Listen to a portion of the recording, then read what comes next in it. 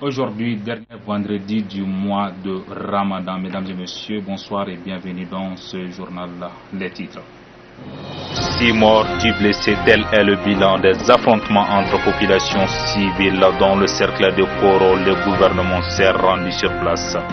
L'OTAN et le gouvernement d'union nationale en Libye ont trouvé un accord de défense. Les 28 pays européens sont en réunion depuis hier. Aujourd'hui, ils discuteront du commerce international.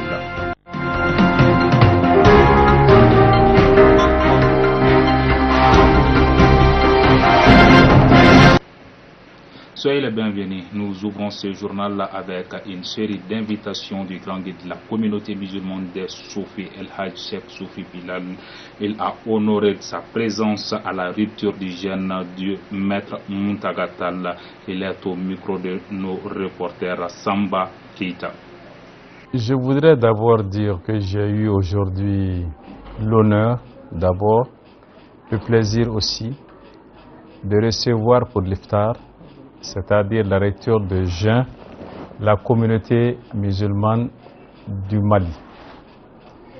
Ont répondu à mon invitation pratiquement tous les chefs religieux, personnellement ou par représentants, toutes les obédiences, toutes les grandes associations et organisations représentatives de l'islam.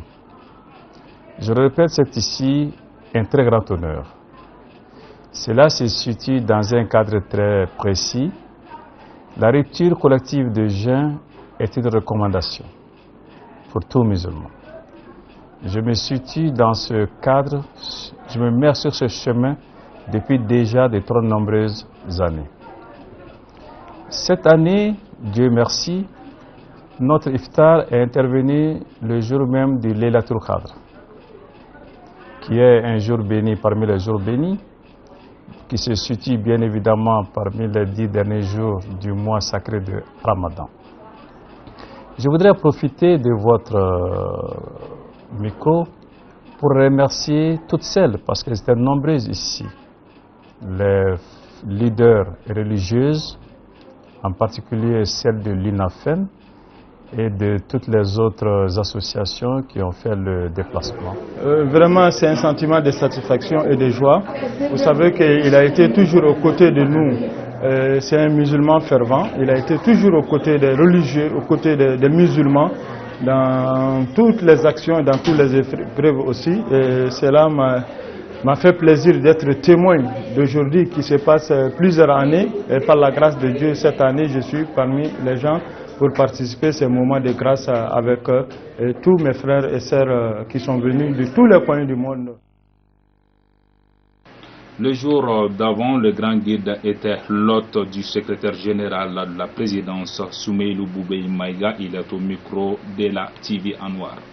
Mon sentiment, c'est toujours un sentiment de reconnaissance. D'abord de gratitude à Dieu, envers Dieu, qui nous donne la santé pour pouvoir être encore là. Depuis 2003, chaque année à la même période, la nuit du destin, nous organisons une rupture de jeûne ici. Depuis que nous étions peut-être 15-20 jusqu'à ce que maintenant nous soyons plusieurs dizaines. Parce que c'était un moment de solidarité, de fraternité, de partage. Et donc c'était un moment aussi de retrouvailles.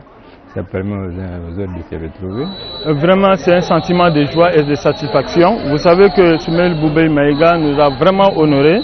C'est un homme respectueux, sage et très, j'allais dire, poli.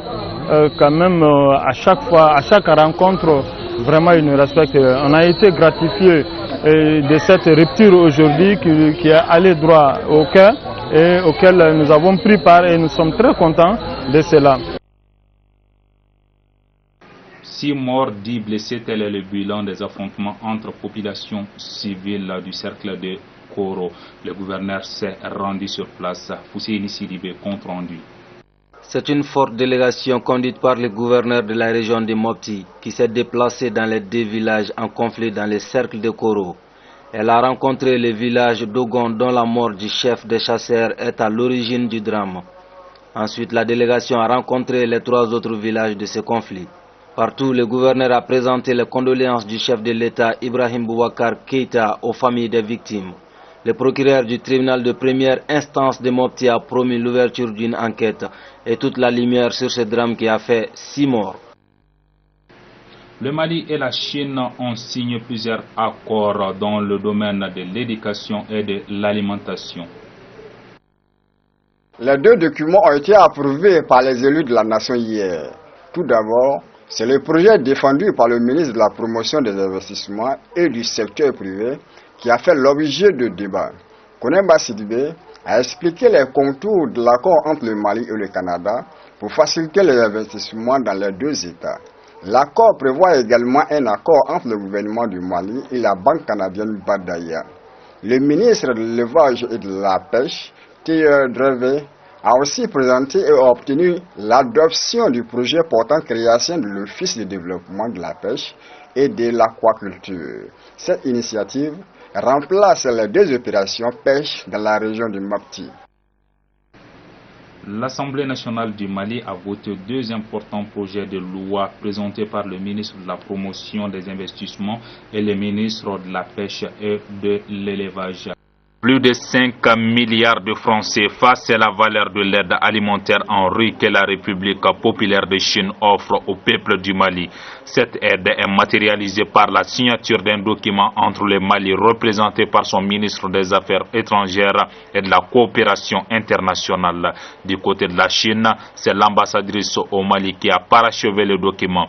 Les 2 parties ont aussi marqué de leur empreinte un second accord, cette fois relative à la phase 2 du projet de constitution du complexe universitaire de Kabala. La réalisation de l'université de Kabala, 2e partie, coûtera au moins 30 milliards de francs CFA. Mesdames et messieurs, le reste de l'actualité africaine et internationale commenté ce soir par Khalif Cheikh Keïta.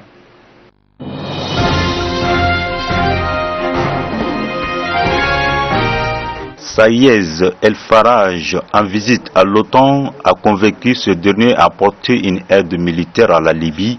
L'organisation du traité de l'Atlantique Nord, OTAN, accorde à la Libye son soutien en logistique. Les experts des 2 parties vont se retrouver très prochainement pour discuter sur la question. Saïez El-Faraj porte un grand espoir en cette collaboration. La Libye est plongée dans une véritable crise sécuritaire depuis l'intervention armée de l'OTAN, qui s'est soldée par l'assassinat du leader libyen Mohamed El-Kadhafi. Le pays est contrôlé par plusieurs groupes armés. L'insécurité a fait proliférer des groupes terroristes un peu partout, dont le plus fort est Daesh. L'une des actions du GENA est d'éradiquer le terrorisme. C'est pourquoi il fonde son espoir en cette coopération avec l'OTAN. L'acte violent et barbare s'est produit à quelques 200 mètres de la résidence du vice-premier ministre chargé des relations avec les collectivités. Les 2 kamikazes, qui seraient des jeunes garçons, ont déclenché l'air explosif en plein rue.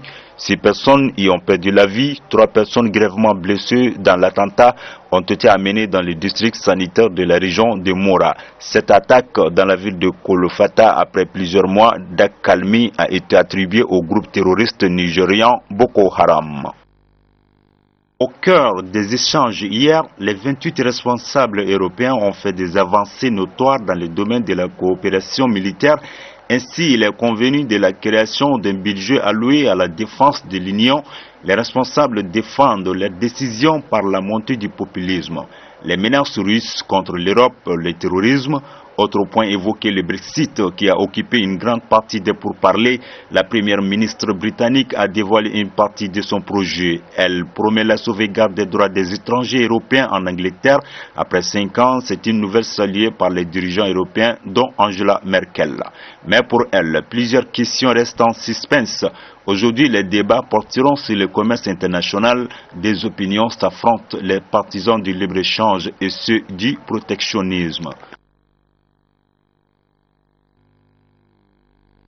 Dans ces marchés de la capitale pakistanaise Islamabad, la police mène une patrouille contre les personnes qui ne jeûnent pas et les restaurants qui ouvrent les matins des jours de jeûne. Les policiers observent aussi des personnes mangent, fument ou boivent. Les restaurateurs sont contrôlés au pain fin s'ils n'ont pas vendu de nourriture la journée. Cette décision votée par le Parlement pakistanais a été dénoncée par des organismes des droits de l'homme. Ils mettent en avant la violation des droits de l'homme des minorités. Les personnes qui sont surprises peuvent écoper de 250 € d'amende, soit 163 750 francs CFA. Les promoteurs des restaurants peuvent être condamnés à 3 mois de prison.